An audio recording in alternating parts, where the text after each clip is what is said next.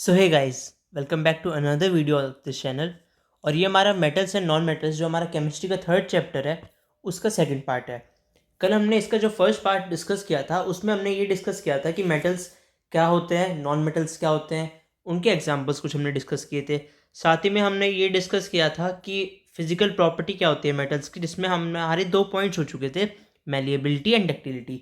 आज उसी physical property को हमें डिस्कस करते हुए थर्ड पॉइंट पे स्टार्ट करना है। तो जो हमारा थर्ड पॉइंट आता है while discussing the physical properties of metals, उसमें है कि metals are good conductors of heat. Good conductors of heat, इसका मतलब जो मेटल्स होते हैं हमारे, they are able to allow heat to pass through them easily. क्या मतलब होता है कि अगर आपका ये कोई मेटल है और इसमें आपकी हीट है तो उस हीट से इजीली पास हो जाएगी, वो हीट इस मेटल से इजीली पास हो जाएगी। इसका एग्जांपल होता है जैसे हमारे कुछ यूटेंसिल्स होते हैं मेटल के बने हुए और हम उन्हें यूज़ करते हैं हमारी किचन में।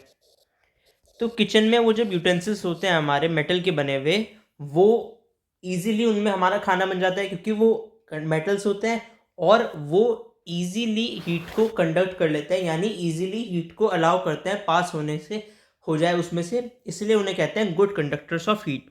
ठीक है, तो metals conduct heat well.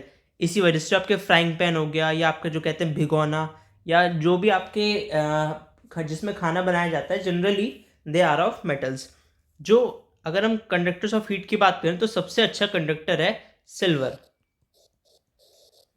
Silver is the best conductor of heat.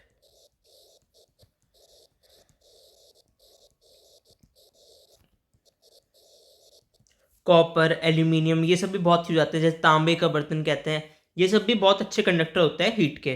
ठीक है, अब नेक्स्ट चीज बात करते हैं कि कॉपर को यूज़ क्यों किया जाता है। कि हम कहते हैं कि जो हमारे कुकिंग जो वाटर बॉयलर्स होते हैं या कुकिंग यूटेंसिल्स, उनमें कॉपर को यूज़ क्यों किया जाता है, उसका अगर कोई आपसे क्वेश्चन ये आए तो रीज़न हम सिंपल से ये बताएंगे, because the copper metal has good conductivity, या कहेंगे is a good conductor of heat, या it allows heat to pass through it easily. ठीक है, तो ये कैरेक्टरिस्टिक प्रॉपर्टी होती है मेटल्स की कि वो हीट को ईजिली कंडक्ट कर देते हैं आपस में। फोर्थ इसका आता है कि गुड कंडक्टर हीट के साथ साथ ही होते हैं गुड कंडक्टर्स ऑफ इलेक्ट्रिसिटी। ये तो कल हमने डेफिनेशन बात की थी कि metals are good conductors of electricity. कैसे होते हैं गुड कंडक्टर्स ऑफ इलेक्ट्रिसिटी? क्योंकि इलेक्ट्रिसिटी को इजीली अलाउ कर देते हैं इनमें से पास होने के लिए। अब कैसे पास हो जाती है इनमें से? अब जैसे आपने देखा होगा कि आपके घरों में लाइट आ रही है, वो जो इलेक्ट्रिसिटी आ रही है वो कुछ वायर्स की वजह से आ रही है। अब वो जो वायर्स होते हैं, हमें बाहर से तो उसमें दिखती है प्लास्टिक की कोटिंग है, पर अंदर से वो कॉपर वायर्स होते हैं या एल्यूमिनियम वायर्स, उनमें से वो हमारी इलेक्ट्रिसिटी आ रही होती है। अब वो तभी तो इलेक्ट्रिसिटी आ सकती है कि अगर वो कि अच्छा कंडक्टर होगा। अब अगर कंडक्टर नहीं है, इंसुलेटर है, वो उस इलेक्ट्रिसिटी को रोक देगा तो फिर आएगी कैसे?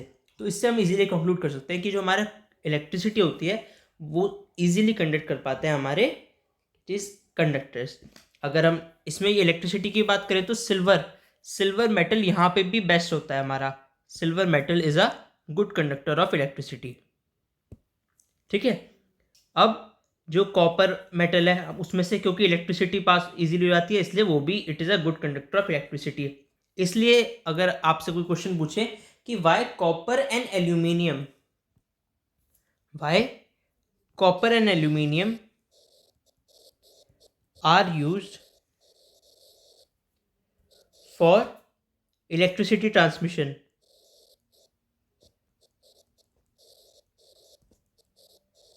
सिंपल सा आंसर बताएंगे, because they are good conductors of electricity. ठीक है, इतना क्लियर होगा आपको। नेक्स्ट चीज जो आती है इनकी फिजिकल प्रॉपर्टीज को जब हम डिस्कस करते हैं, that is metals are lustrous. ये हो सकता है आप पहली बार सुन रहे हो ये word, metals are lustrous. Lustrous का मतलब होता है शाइनी। कि मेटल्स की अपीयरेंस, जब हम बात करते हैं अपीयरेंस की, तो हमें लगता है कि हाँ मेटल्स शाइन करते हैं, मेटल्स की एक शाइनी अपीयरेंस होती है, या फिर मेटल्स में जब पॉलिश हो जाती है तो वो और शाइनी हो जाते हैं। तो इसलिए कहेंगे कि it's a property of a metal of having a shiny surface, कि क्योंकि मेटल्स का एक शाइनी सरफेस होता है, लस्ट्रस सरफेस होता है, इसलिए कहा जाता है मेटल्स आर लस्ट्रस, LUSTROUS। ठीक है। पर कुछ टाइम के बाद जो मेटल्स होते हैं उनका ये जो शाइनी पार्ट होता है ये धीरे धीरे डल पड़ने लग जाता है जब वो बहुत टाइम तक एयर में रहता है। उसके एक ऑक्सीडेशन की वजह से जो हमारे मेटल्स होते हैं, अगर फॉर एग्जांपल ये एक मेटल है हमारा, ठीक है, ये अभी बहुत ज़्यादा शाइनी है, पर कुछ टाइम हम रखेंगे इसे एयर में ही तो हम ये देखेंगे कि ये हल्का हल्का डल पड़ने लग गया। अब डल पड़ने का रीज़न क्या है कि इस पर एक ऑक्साइड की लेयर फॉर्म हो जाती है, ठीक है, थिन लेयर ऑफ ऑक्साइड या फिर कार्बोनेट और सल्फाइड।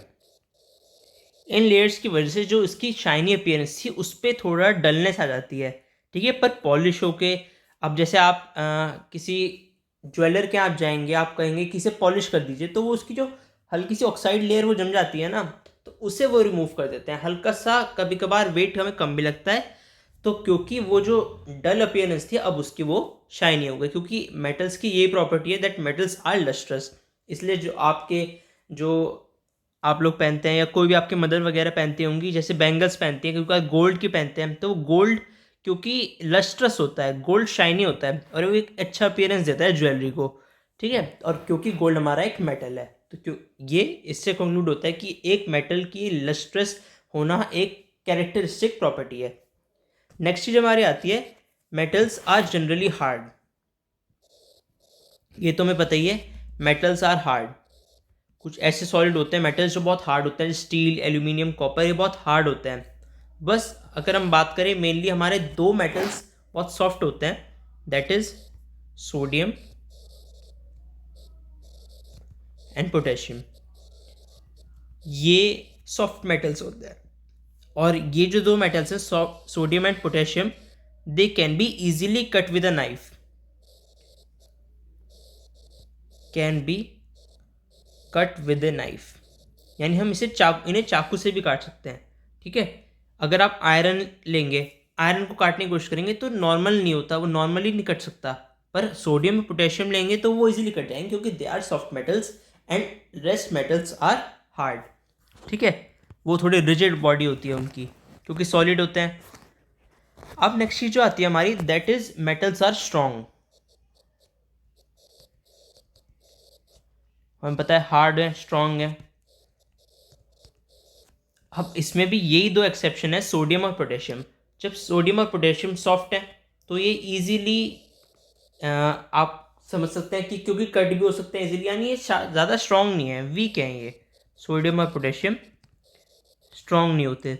अगर इन पे ज़्यादा वेट रख दिया जाए तो ये टूट जाएंगे, ठीक है। वहीं अगर हम दूसरे मेटल्स पे रखेंगे तो क्योंकि आपने कल पढ़ा था मैलिएबिलिटी, डक्टिलिटी, वो या तो लंबे वायर्स में जाएंगे या फिर शीट्स बन जाएंगी उनकी, लेकिन ये जो दोनों हैं ये दोनों टूट जाएंगे।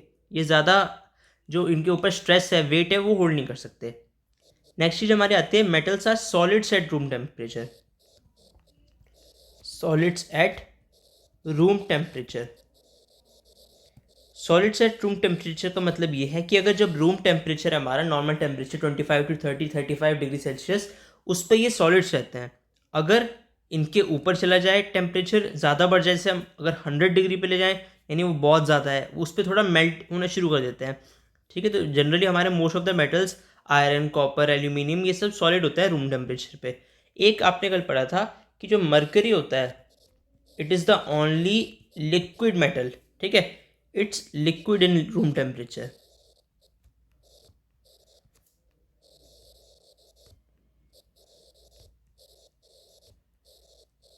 या लिक्विड एट रूम टेम्परेचर, ठीक है। नेक्स्ट चीज हमारी आती है कि मेटल्स का जो बॉइलिंग पॉइंट होता है या मेल्टिंग पॉइंट होता है वो हाई होता है।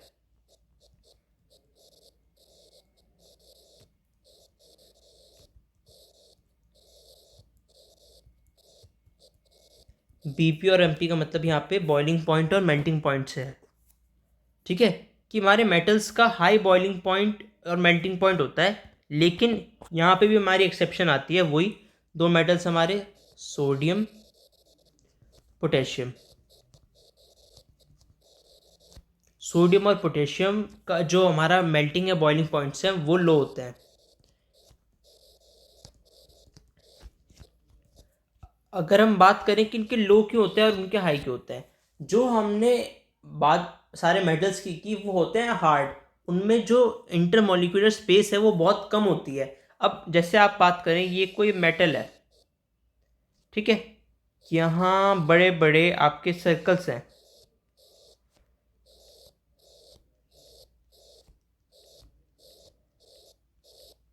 इन जो मेटल्स के बीच की स्पेस है, ये जो स्पेस है ये बहुत कम है, ठीक है, तो ये ज़्यादा मूव ही नहीं कर सकते, ज़्यादा मूव नहीं कर सकते, थोड़े रिजिड रहेंगे, हम ज़्यादा दबा नहीं सकते, वो इजीली टूट नहीं सकते। अब जब जगह इनके बीच में नहीं होगी, यानी इनके बीच का जो इंटरमोलिकुलर अट्रैक्शन है वो बहुत ज़्यादा होगा, तो जब हमें उसे तोड़ना होगा उस अट्रैक्शन को, तो जो फोर्स को तोड़ने के लिए हमें एनर्जी चाहिए होगी, हीट चाहिए होगी, वो भी तो ज़्यादा चाहिए होगी। सिंपल सी बात है कि क्योंकि इंटरमोलिकुलर फोर्स ऑफ अट्रैक्शन बहुत ज़्यादा है, ठीक है, अब इसके ज़्यादा होने की वजह से जब इस पे हमारे अगर हमें फोर्स तोड़नी है ये, तो एनर्जी या हीट भी ज़्यादा ही लगेगी, क्योंकि हीट ज़्यादा लगती है, इसकी वजह से जो इनका मेल्टिंग पॉइंट और बॉइलिंग पॉइंट है वो हाई होता है। वहीं बात करें अगर हम सोडियम पोटेशियम की, इनका बॉइलिंग पॉइंट और मेल्टिंग पॉइंट लो क्यों होता है, क्योंकि ये सॉफ्ट होते हैं, ज़्यादा स्ट्रॉन्ग नहीं होते और हार्ड भी नहीं होते ये, तो इजीली इन्हें ब्रेक किया जा सकता है, यानी इसके लिए ज़्यादा हीट रिक्वायर्ड नहीं है। दैट्स वाई द मेल्टिंग और the boiling point of sodium and potassium is low. Next चीज़ जो हमारी आती है that is next property, metals की डेंसिटी हाई होती है।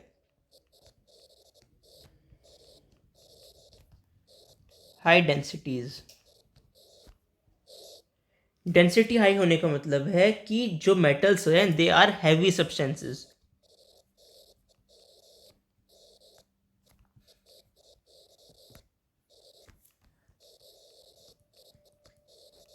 Metals are heavy substances. For example अगर हम बात करें डेंसिटी किसी मेटल की, हम ले लेते हैं आयरन, एफ ई होता है आयरन, तो उसकी डेंसिटी 7.8 ग्राम पर सेंटीमीटर क्यूब, जो कि बहुत हाई होती है डेंसिटी, ठीक है।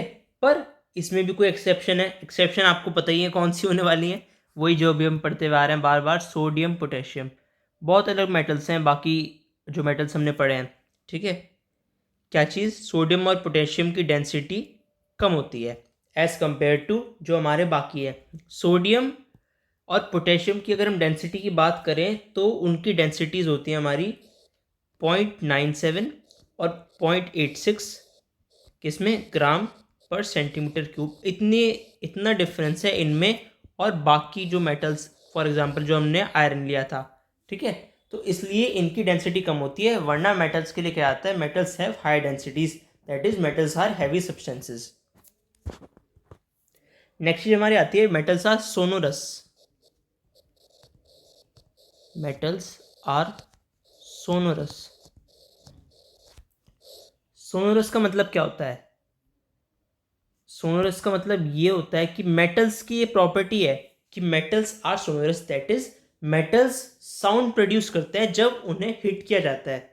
क्या चीज़, इस वर्ड ये आपने पहली बार सुना हो शायद, कि मेटल्स प्रोड्यूस करते हैं साउंड को जब उन्हें हिट किया जाता है किसी ऑब्जेक्ट से।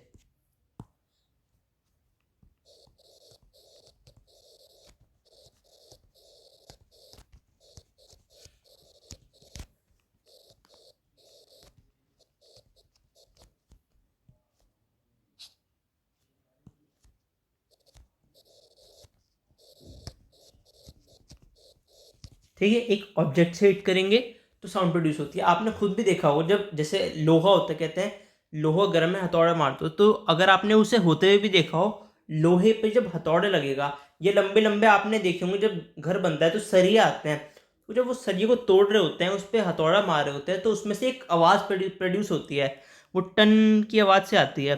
तो वही है, मेटल्स आर सोनोरस, यानी वो एक साउंड प्रोड्यूस करते हैं जब उन्हें ऑब्जेक्ट से हम हिट करते हैं, ठीक है, ये उनकी प्रॉपर्टी होती है, इसे हम कह सकते हैं सोनोरिटी,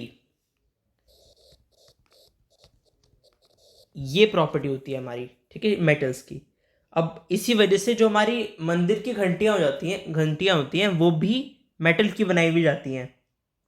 ठीक है, आपने देखा होगा मंदिर में ये घंटी जो ये वाली बड़ी सी होती है, और ये हमेशा मेटल की होती है। गोल्ड सा इस पर गोल्डन सा जो उसका कलर होता है, वो मुझे एग्जैक्टली नहीं पता कि कौन सा एक मेटल होता है, बट उस मेटल से बनाई जाती है क्योंकि वो आवाज़ जब उस पर लगती है तो वो प्रोड्यूस होती है, क्योंकि उसमें प्रॉपर्टी है सोनोरिटी की। इसलिए आपने देखा होगा जैसे आपका गिटार हो गया, ये सितार हो गया, वायलिन हो गया, इन सब की जो स्ट्रिंग्स होती हैं, स्ट्रिंग्स ऑफ म्यूजिकल इंस्ट्रूमेंट्स, इन्हें बनाने के लिए भी हमारा मेटल्स का यूज़ होता है। ठीक है, नेक्स्ट चीज़ जो हमारी इसकी प्रॉपर्टी आती है, लास्ट है इसकी मेटल की physical property, that is metals usually have a silver और ग्रे कलर।